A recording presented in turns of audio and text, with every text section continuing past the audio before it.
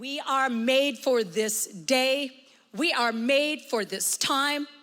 It is exciting. I would read through Hebrews 11 about all the heroes of faith, people getting cut in half, people not afraid of anything. I'm like, yeah, I want to be them. Well, it's easy to want to be them at the end. It's not easy to be them in the middle. And I get it that the little bit of knocking people off track during the pandemic. So how you chose to use those 3 years is actually really important. You could have just squandered it. You could have watched every single Netflix series you could ever imagine.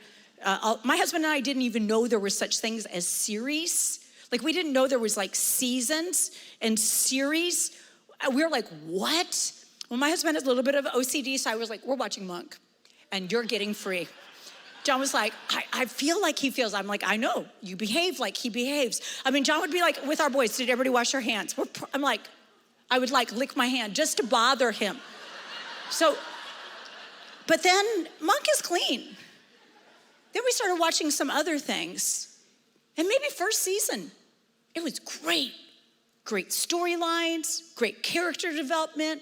We feel emotionally connected with these people because we're isolated in our house. I'm like, I'm friends. I am friends with Queen Elizabeth now. I am friends. But then season 2 happens and something begins to shift and they slip some stuff in. And that's when you have to say, I'm sorry, Queen Elizabeth. I can't be friends with you anymore. What happens is you will never have authority over the things you choose to be entertained by. I'm not saying you won't go to heaven. Don't say I'm saying you're gonna go to hell because you watched something you shouldn't watch. But I will say you will lose your edge. And I think that this is a time to sharpen our swords, not dull them.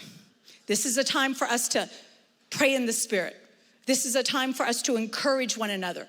This is our time for us to understand what's going on.